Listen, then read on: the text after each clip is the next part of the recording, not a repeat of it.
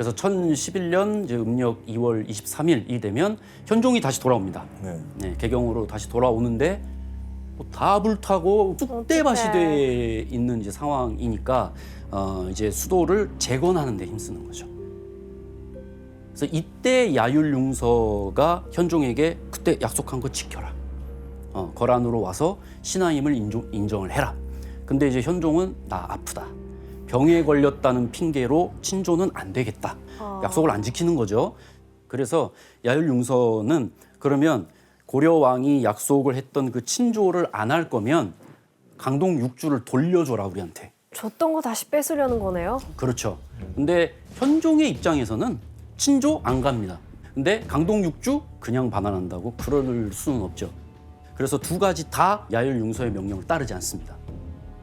근데 고려도 배짱이 대단하네요. 그렇습니다. 근데 어쨌든 야율융서 입장에서는 또 한 번 고려를 공격할 명분이 생깁니다. 그래서 야율융서가 이번에는 강동 6주를 차지하기 위해서 또 전쟁을 준비하게 되는 거죠. 그리고 1018년 12월 거란의 명장 소배압이 10만의 군사를 이끌고 다시 고려를 침공하면서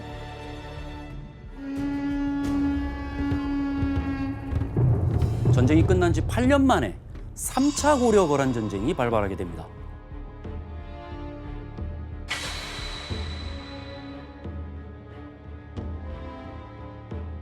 아이고야.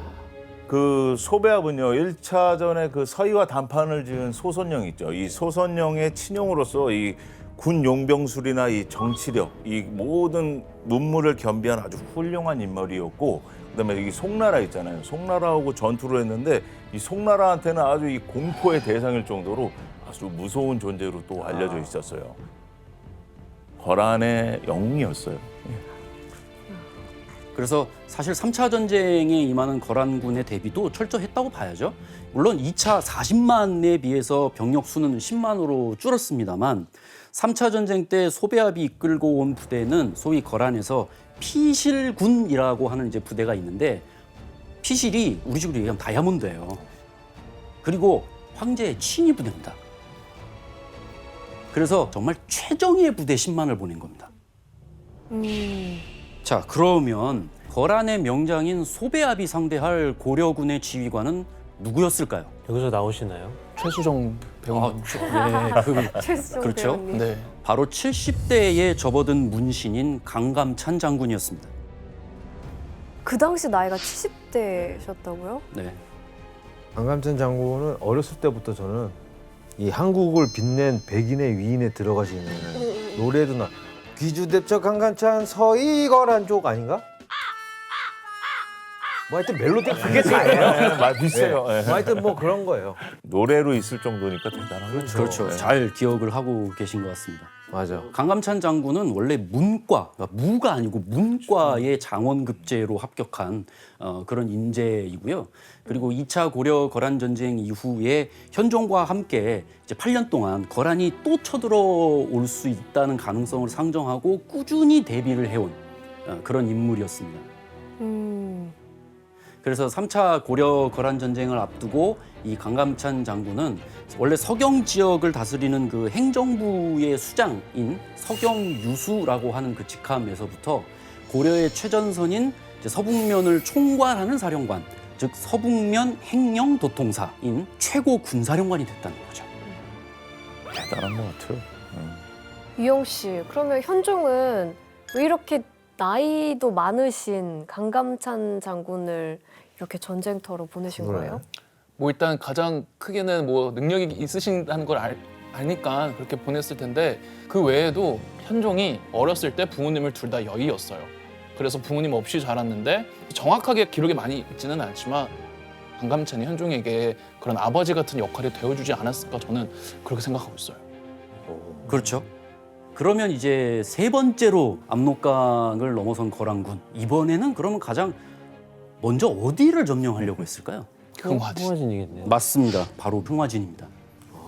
근데 이를 예상한 강감찬 장군은 이미 고려의 주력 부대를 이 흥화진에 집결시킨 그런 상황입니다. 그리고 이제 흥화진 동쪽에 삼교천이라고 하는 그 골짜기에 고려의 군사들을 매복시켜놔요. 그 다음에 적을 한 번에 쓸어버리려고 이제 파격적인 전술을 준비하는데 뭐죠? 소 가죽을 이용해가지고 일종의 뚝을 만들어요. 그래서 거란군을 격파하는 거죠. 에?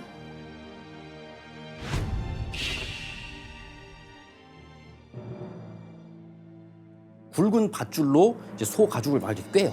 그래서 이제 뚝을 쌓아요. 강물을 막아두는 거죠. 수몰. 이제 말하자면 댐 무너지듯이 그렇게 터트려가지고 이제 수몰을 시키려는 이제 그런 작전을 구사하려고 했는데 과연 이 강감찬 장군의 이 작전이 성공했을까요? 성공했겠죠. 그렇습니다. 거란군이 도착을 하죠. 뭐야 아무것도 없잖아 하면서 강을 건너려고 하던 거란군이 갑자기 막 강물이 쏟아져 내려오니까 당연히 혼란에 빠질 수밖에 없는데요. 강감찬 장군의 기습 작전이죠. 어떻게 보면 성공을 해서 거란군을 격파를 하는데 한 가지 좀 이상한 점이 있습니다. 뭐예요, 이거? 왜냐하면 이제 공격을 했어요. 근데 물에 이렇게 쓸려 나가는 거란군의 숫자가 그렇게 많지는 않았던 겁니다. 이게 그럼 또 이건 무슨 일이었을까요? 이미 다 지나가고 연 거 아니에요? 이게 뭐냐면 흥화진에 온 거란군이 주력 부대가 아니었던 겁니다. 본진이 아니었던 거예요. 그러니까 고려 군대를 혼란시키려고 미끼를 투척한 셈입니다. 아이고.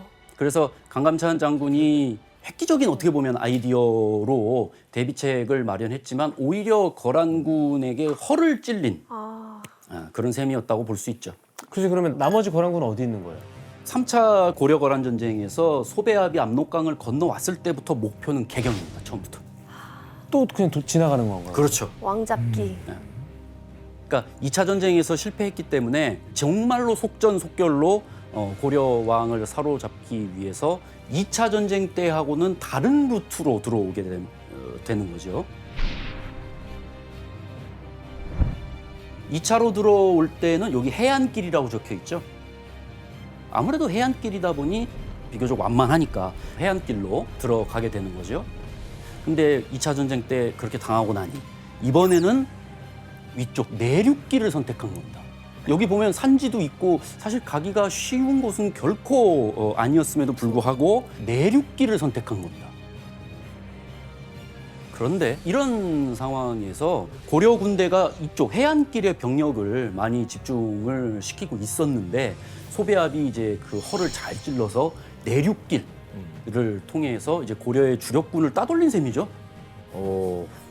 그리고 빠르게 개경으로 향했습니다. 이제 누가 먼저 개경에 도착하는지 이 속도전이 된 것이죠. 과연 누가 먼저 개경에 가까워졌을까요? 해안길이 빠를까 내륙길이 빠를까? 그 거란 일단 너무 빠르잖아요. 말 타고 막 오는데. 그렇죠.